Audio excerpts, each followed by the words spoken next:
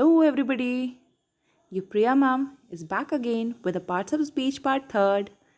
I hope you all are fine and safe at your homes. This is the need of the time, guys. We should continue teaching and learning process online, as the pandemic is not letting us meet offline.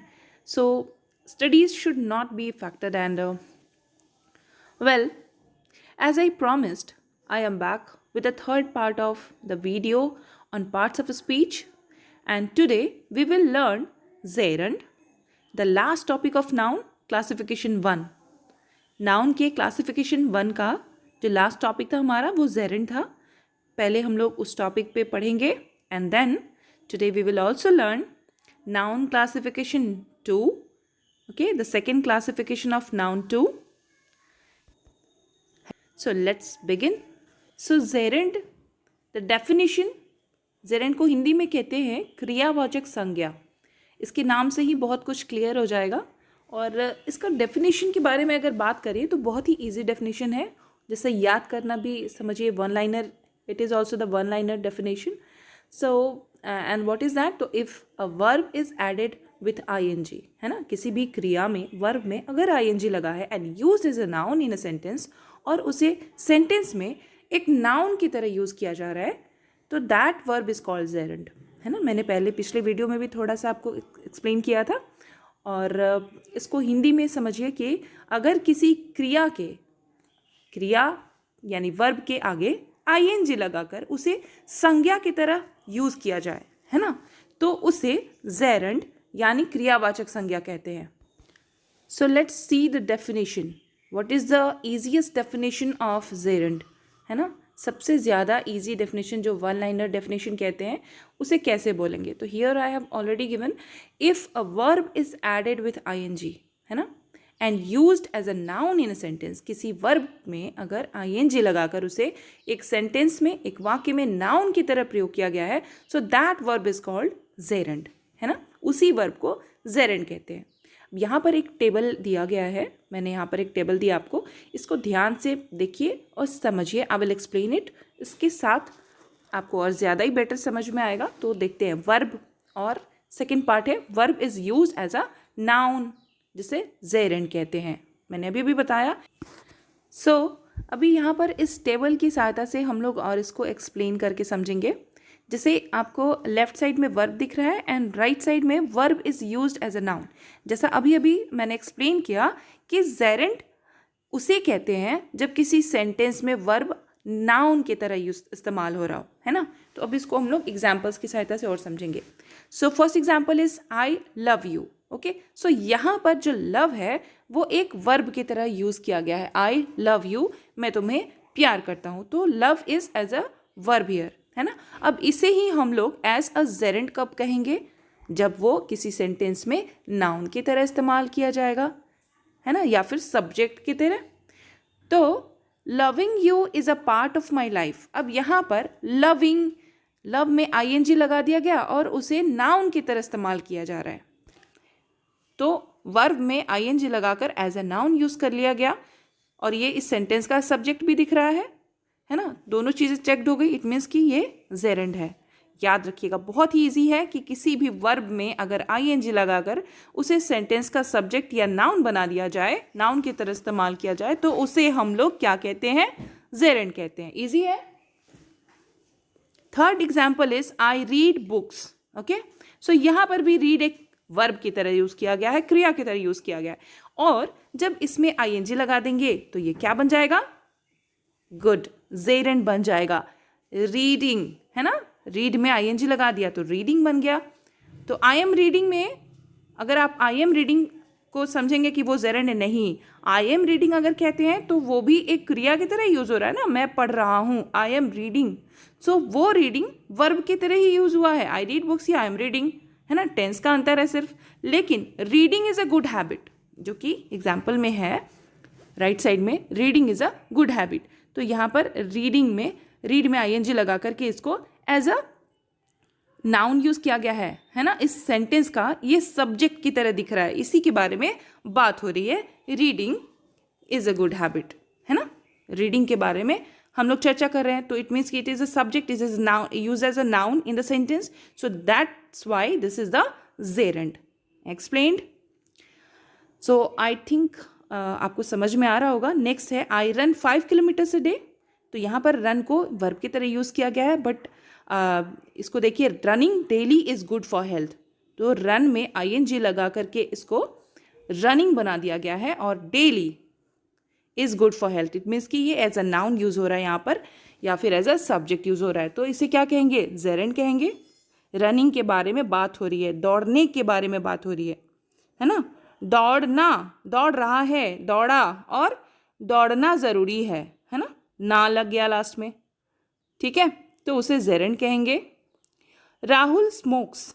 Rahul क्या करता है? Smoking करता है, ठीक है. तो Rahul smokes, ये भी वर्ब है, करने की क्रिया की बात हो रही है. अब इसको कैसे जेरेंड बनाएंगे?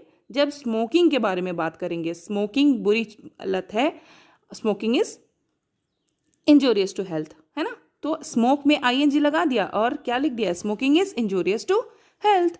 सो यहाँ पर भी हमने वही काम किया, वर्ब में ing लगा दिया, उसको एज अ नाउन या एज अ सब्जेक्ट हमने एक सेंटेंस में डाल दिया. So here we can say that it is the gerund, right. Next example है he Yeats banana. So Yeats खाता है ना, या ही इज ईटिंग बनाना, कुछ भी कह लो, ये सब वर्ब की तरह यूज हो रहे हैं, है ना. Eat is a verb here, but इसमें ing लगा दिया. Eating banana is good for bones, है ना. सो ईटिंग बनाना, यहाँ पर ईटिंग को एज अ नाउन यूज किया गया है या फिर एज अ सब्जेक्ट यूज किया गया है. सो that's why this is the gerund. Clear है? तो आई थिंक आप सबको जेरेंड समझ में आ गया होगा. If still any doubt you can comment me, है ना. I will clear that doubt there also. So now let's move ahead to the countable noun, which is the second classification of noun. Noun का first classification हमने complete कर लिया है previous video में भी और इस वीडियो में भी.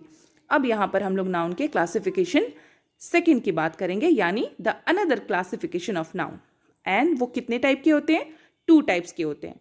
ये याद रखिएगा, दोनों को मिक्सअप नहीं करना है. नाउन क्लासिफिकेशन 1 में हमने कुछ और चीज़ें पढ़ी, और यहाँ पर हम लोग 2 अदर क्लासिफिकेशंस नाउन के पढ़ेंगे, जो कि हैं first is countable noun and second one is uncountable noun. ये तो बेहद ही ईजी है, इसको समझना तो ऐसा जैसे कि आप गिल्ली डंडा खेल रहे हो, है ना. इससे भी आसान.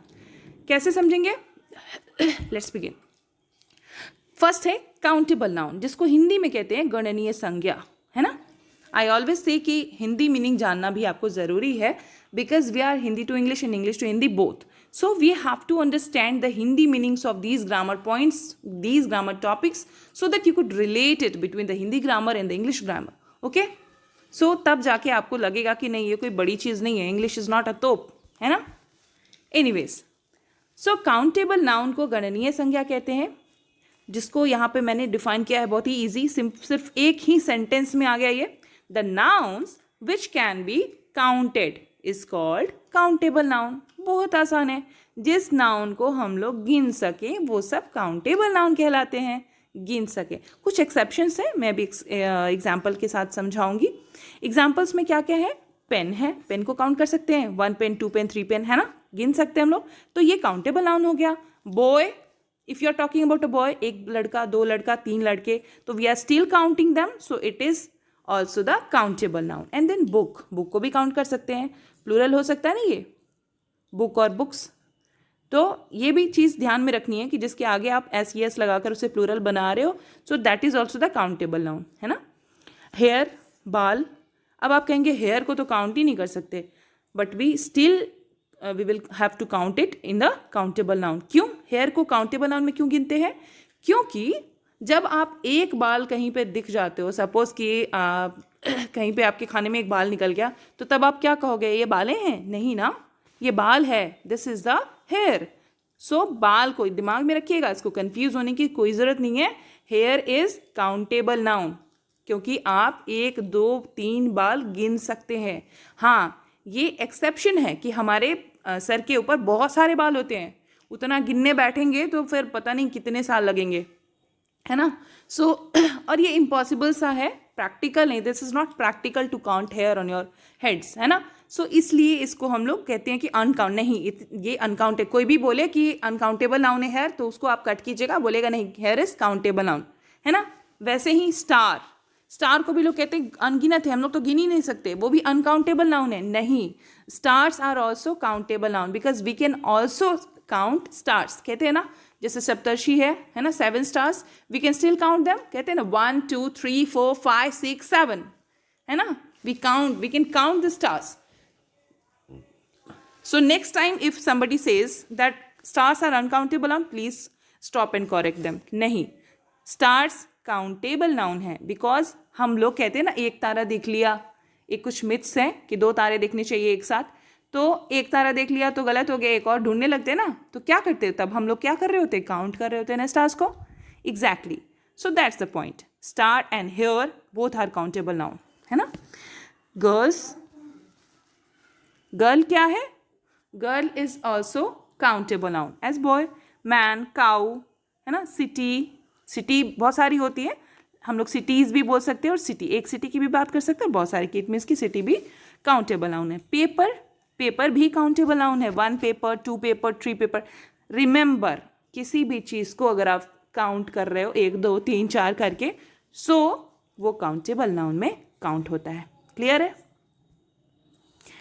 Next, uncountable noun. Uncountable noun को हिंदी में अगणनीय संज्ञा कहते हैं, यानी कि जिसको हम लोग काउंट नहीं कर सकते, है ना। Simple one liner definition, the nouns which can not be counted is known as uncountable noun. Simplest, जिस नाउन को हम लोग काउंट नहीं कर सकते वो अनकाउंटेबल नाउन कहलाता है। क्लियर है। Examples, milk, can you count milk, क्या आप दूध को गिन सकते हो, नहीं गिन सकते। अब आप कहेंगे दूध के पैकेट्स तो हम लोग गिन सकते हैं, अरे आप दूध के पैकेट्स गिन रहे हो बाबा, you are not counting the milk, आप मिल्क को काउंट नहीं कर सकते, लिक्विड है ना, कैसे काउंट करेंगे। सो मिल्क इज अनकाउंटेबल ना। शुगर, अब आप कहेंगे कि अभी तो मैम आपने बताया कि स्टार को हमने 1 2 3 4 करके काउंट कर लिया था, और शुगर को हम लोग 1 2 3 4, उसके क्रिस्टल्स भी होते हैं ना शुगर के, तो हम लोग उसको भी तो काउंट कर सकते हैं, तो ये भी तो काउंटेबल होना चाहिए। But dear, sugar is uncountable noun. क्यों? क्योंकि the parts of sugar you can not say that they both are they all are equal in shapes and size, है ना। तो उस तरह की चीज़ों को हम लोग अनकाउंटेबल नाउन में रखते हैं। क्लियर है। तो शुगर को सिंपल याद कर लीजिए, ज़्यादा दिमाग में प्रैक्टिकलिटी की ज़रूरत नहीं है लगाने की, आप सिंपल से इस चीज़ को रख लीजिए दिमाग में कि शुगर हमारा, या सॉल्ट हो गया, ये सारी चीज़ें अनकाउंटेबल नाउन में आती हैं because the crystals are not same, है ना। ऑनेस्टली, ईमानदारी, can you touch honesty, can you count it, no we can not touch somebody's honesty, we can not count it इधर। सो इसलिए ऑनेस्टी भी हमारी अनकाउंटेबल नाउन में आती है। सो देखती हूँ कि कितना ध्यान से आप लोग पढ़ रहे हो, प्लीज़ कॉमेंट इट, है ना। दिल्ली, दिल्ली एक क्या है, बिग सिटी है, तो दिल्ली को भी हम लोग काउंट कर सकते हैं क्या, नहीं कर सकते बाबा। सिर्फ दिल्ली को कैसे काउंट कर लोगे, सिटीज़ को आप काउंट कर लोगे, दिल्ली को काउंट नहीं कर सकते। मोतिहारी को आप नहीं गिन सकते, मोतिहारी एक शब्द है, इट जस्ट अ वर्ड, हमने इसे एक नाम दिया है, मोतिहारी को काउंट नहीं, वो अकेला ही है अपने आप में, तो that is also uncountable noun, है ना। मनी, अब आप कहेंगे मनी को तो काउंट कर सकते हैं, बहुत ही पेचीदा है, सो बी केयरफुल, समझिए ध्यान से, मनी को हम लोग काउंट नहीं कर सकते। जैसे कि ऑनेस्टी है, जैसा कि लव है, जैसे कि हैप्पीनेस है, वैसे ही मनी है। अब आप कहेंगे 1 2 3 रुपए, है ना। Notes, Hare Hare notes, blue blue notes, आजकल तो बहुत ही रंगी सतरंगी आ गए नोट्स, तो आप उन सबको काउंट कर सकते हो, बट मनी को काउंट नहीं कर सकते। वो सब क्या है जो आप काउंट कर रहे हैं, वो सारे रुपीज़ हैं, है ना, वो सारे रुपीज़ कहलाते हैं। यानी आप अपनी कंट्री का जो भी पैसे का नाम है, रूपी है, जैसे कि बाहर किसी अदर कंट्रीज़ में कहीं पे रूबेल है, कहीं पे कुछ है, कहीं पे पेनी है, सो उस कंट्रीज़ के नाम को आप मनी नहीं, वो मनी के नाम नहीं है, वो सारे रुपए के, करेंसीज़ के नाम हैं। मनी सिर्फ एक ऑनेस्टी जैसे है, वैसे ही मनी भी है, एक भाव है ना, जो आपके दिमाग में है कि ये धन है, मनी है। धन को आप you can not count the money, you can count rupees, you can count coins, है ना। So money is also uncountable noun then. Clear. Love as honesty, clear है। Hate, etc। आई थिंक ये सब आपको समझ में आ गया होगा। So let's move on to the next topic.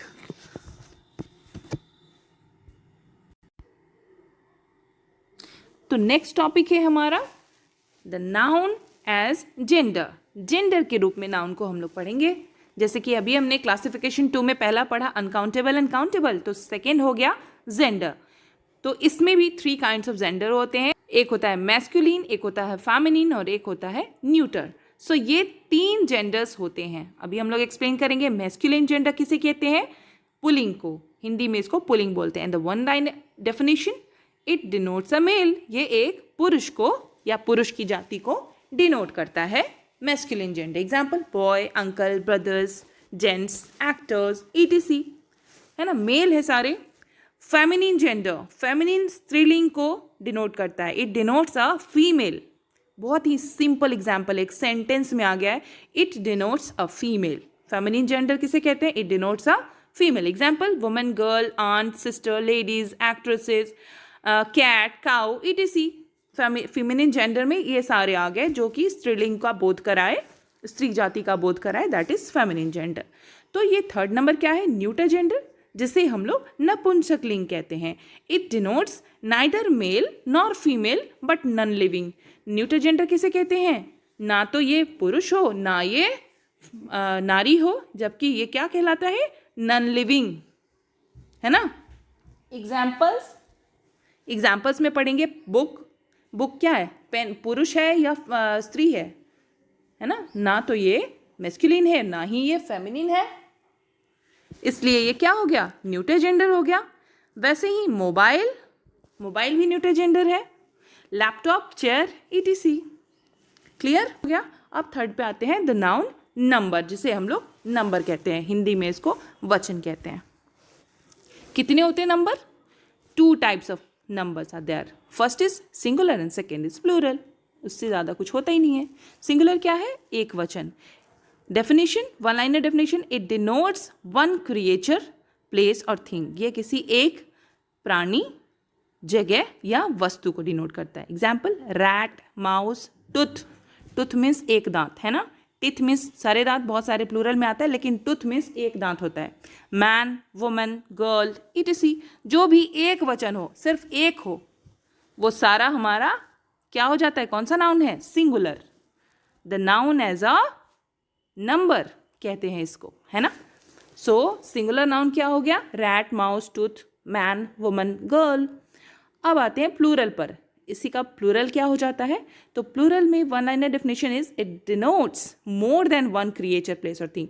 ये किसी एक से ज़्यादा, 2 भी हो सकता है, बहुत सारी भी हो सकते हैं, लेकिन एक नाउन से ज़्यादा क्रिएचर, प्लेस और थिंग को प्लूरल कहते हैं the noun as a number में, है ना. Examples rats, mice, teeth, man, woman, girls, ETC. अब यहाँ पर कहेंगे टिथ, तो टूथ सिंगुलर होता है और टिथ हमारा प्लूरल होता है. वैसे ही मैन सिंगुलर होता है और मेन, MEN, प्लूरल होता है. वुमन, WOMAN, वुमन हो जाता है हमारा सिंगुलर, और वुमेन, WOMEN, प्लूरल में आता है. क्लियर है. तो ये भी हमने पढ़ लिया. नाउ सो हमारा नेक्स्ट टॉपिक है, ये बेहद इंपॉर्टेंट है. VVI, you have to be more careful now. ये जो नाउन है ये ऑलवेज एंड्स विथ S. ये हमेशा ही S पे एंड करता है, बट फिर भी दीज आर नॉट प्लूरल्स. इसको आपको रटना पड़ेगा और दिमाग में इसको सेट कर लीजिएगा. कैसे? एक्सप्लेन करती हूँ. The one liner definition, there are a few nouns which always ends with S but they are not plurals. कुछ ऐसे नाउन्स भी होते हैं जो हमेशा S से एंड करते हैं, लेकिन वो प्लूरल नहीं होते. अब ऐसे मैं टेक्निकली आपको समझाती हूँ. एग्जाम्पल्स देखिए पहले. Scissors, trousers, binoculars, spectacles, mathematics, news, ये सब में S लगा है ना, लेकिन ये सारे के सारे प्लूरल नहीं है, सिंगुलर है. अब न्यूज़ तो खबर है, S लगा है, बट फिर भी वो सिंगुलर है ना, खबर. ये तो इजी है, ये तो दिमाग में आ गया होगा. लेकिन मैथमेटिक्स में हमेशा ही S रहता है. इसको भी दिमाग में सेट कर लीजिएगा कि ये प्लूरल नहीं है. This is also singular but comes as a with S. Spectacles, binoculars, trousers और सीजर्स के साथ कुछ अलग फंडा है. जब 2 चीज़ें एक साथ जुड़ी हुई हों और उसको अलग कर देने से उनका अस्तित्व ही मिट जाता है, वो किसी काम के नहीं रह जाते। जैसे कि कैंची, सीजर्स, इसको जब आप अलग अलग कर दोगे दो पार्ट में तो क्या ये काटेगा किसी चीज़ को? फिर ये सीजर रह जाएगा? नहीं, फिर ये क्या हो जाएगा? आयरन के दो अलग अलग पीसेस रह जाएंगे, फिर हम इसको सीजर्स नहीं बोल सकते। वैसे ही ट्राउजर्स को अगर आप बीच से काट दो तो पहन सकते हो क्या? पता नहीं, फैशन तो बहुत चल रहा है, कहीं आगे इतना अपडेट होता रहे फैशन तो कुछ लोग ऐसे भी पहनना स्टार्ट कर देंगे, लेकिन आई डोंट थिंक कि ये मेक सेंस करेगा और बीच से काट के ट्राउज़र कोई नहीं पहन सकता। सो उस टाइम पर ये क्या हो जाएगा? ये बोगस हो जाएगा, इसका कोई काम नहीं रहेगा। सो ये ट्राउज़र नहीं रह जाएगा, ये क्लॉथ के दो अलग अलग पीसेज रह जाएंगे। तो ट्राउज़र्स भी एस के साथ आता है लेकिन रहता है सिंगुलर, क्योंकि दोनों एक साथ जुड़े हुए हैं तभी इनका अस्तित्व है। वैसे ही बाइनोकुलर्स है ना, जिससे हम लोग दूर की चीज़ देखते हैं, दूरबीन, तो वो भी दो पार्ट अलग अलग होते हैं लेकिन जुड़ा रहता है तभी जाके वो काम देता है। वो भी अलग कर दोगे तो उसका कोई काम नहीं रह जाएगा। स्पेक्टिकल्स, जो चश्मा हम लोग लेते हैं, है ना, आईसाइट की ग्लासेस, वो भी अगर आप अलग कर दोगे तो उसका भी कोई काम नहीं रह जाएगा। Simple as that. वैसे ही ये सारी चीज़ें जो एक साथ जुड़ी हों तभी उनका अस्तित्व हो, और वो अकेली ही काउंट होती हों, तो these are the single noun, singular ही होते हैं बट एस के साथ यूज़ करते हैं हम लोग। क्लियर है? सो नाउ आज की इस वीडियो में यहीं पर एंड करते हैं। हमारा first topic noun parts of speech का कंप्लीट हो गया। ये थोड़ा ज़्यादा ही लंबा था। हमारे प्रोनाउन, वर्ब और बाकी जितने भी पार्ट्स ऑफ स्पीच हैं इसके सिंगुलर वीडियोस में बनाऊंगी, और तब जाकर आपको बहुत ज़्यादा ही ब्रीफली इस चीज़ को समझ पाएंगे आप। बी देयर, है ना, do watch carefully and if any doubt you may comment me, I will clear the doubt there. मुझे लगता है इतना ब्रीफली एक्सप्लेनेशन के बाद आप लोग को समझ में आता होगा। तो guys please write your views, कितना समझ में आया, है ना, मज़ा आ रहा है पढ़ने में, नहीं आ रहा, बोर होते हैं, ये भी लिखिए, क्योंकि मुझे भी पता होना चाहिए ना मेरे बच्चे देख रहे कि नहीं देख रहे, है ना। अननेसेसरी मैं मेहनत करूं और आप लोग ना देखो तो फ़ायदा तो है नहीं कोई, है ना। So please watch videos and share with your friends, जो लोग भी नहीं पढ़ पा रहे पेंडेमिक की वजह से और घर बैठे बैठे उनको लगता है कि सिर्फ कोर्स कर लेने से ही सब कुछ हो जाएगा, तो ऐसा नहीं है गाइज। टाइम नहीं है आप सबके पास, इसलिए प्लीज़ वीडियोस देखिए। मेरे वीडियोस इसलिए देखिए क्योंकि मैं अवेलेबल रहूँगी हमेशा ही आप सबके लिए। I am not here as commercially, ठीक है, मैं सिर्फ आप लोगों की हेल्प करने के लिए I am doing this hard work, है ना। So please watch videos. समझ में नहीं आए तो please write in comment box, समझ में आए फिर भी लिखिए, मुझे अच्छा लगेगा। एंड या बी सेफ। नेक्स्ट वीडियो में हम लोग प्रोनाउन पढ़ेंगे, so please wait for the next video. Bye bye, take care.